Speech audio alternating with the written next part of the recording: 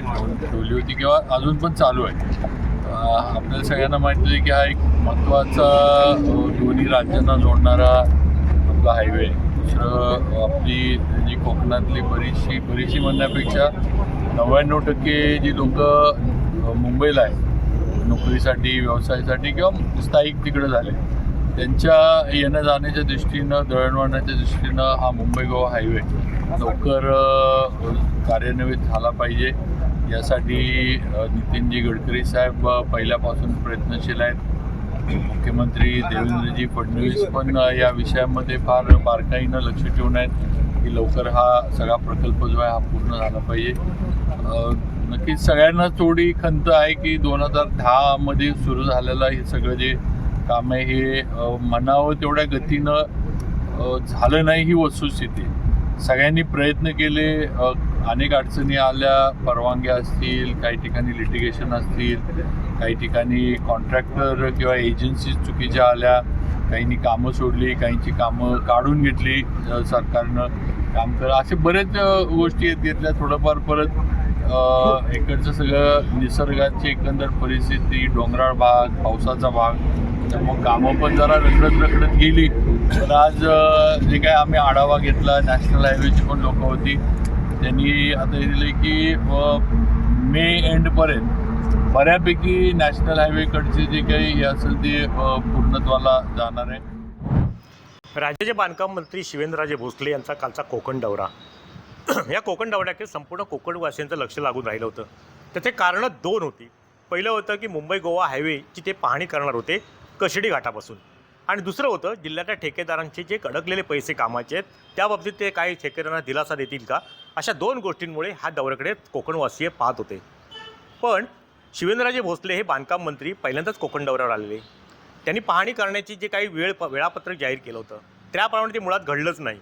दुपारी 3-3:30 नंतर कशिडी घाटाची कशिडी बोगद्याची ते पाहणी करणार होते.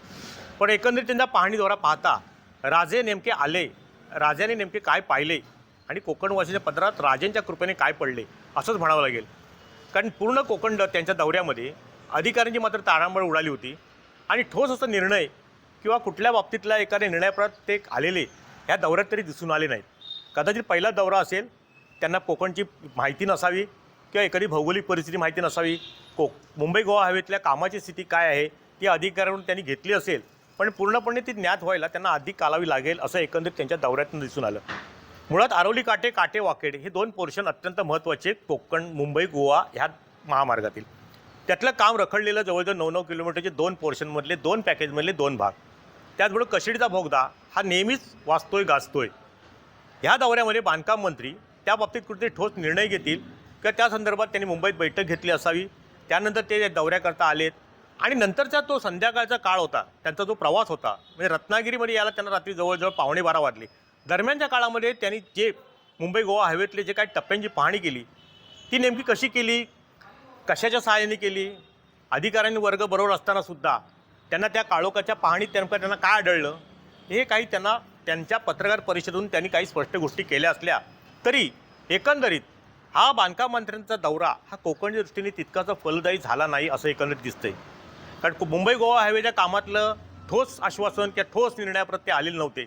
तर दुसऱ्या बाजूला ठेकेदारांचे जे जिल्ह्यातल्या सार्वजनिक बांधकाम विभागातील राज्य शासनाच्या अखत्यारीत येणाऱ्या ह्या विभागातील जवळजवळ ठेकेदारांचे 250 कोटी रुपये केलेल्या कामाचे मिळत नाहीत. त्या बाबतीत सुद्धा पत्रकार परिषदेमध्ये पत्रकारांनी त्यांना विचारलं असता मार्चपर्यंत त्याच्यामधून काहीतरी मार्ग निघेल असं त्यांनी स्पष्ट केलं आहे. परंतु त्या उत्तरात सुद्धा म्हणावं तितका आत्मविश्वास नव्हता. त्यामुळे एकंदरीतच बांधकाम मंत्री शिवेंद्रराजे भोसले यांचा दौरा राजे आले, राजेंनी काय पाहिले आणि कोकणवासीच्या पत्रात काय पडले असंच एकंदरीत ह्या दौऱ्यावरून म्हणावं लागेल. टाइम डिले करता किशोर मोरे, रत्नागिरी. टाइम्स डिजिटलला लाईक करा, सबस्क्राईब करा, शेअर करा आणि बेल आयकॉन दाबायला विसरू नका. पाहत रहा टाइम्स डिजिटल.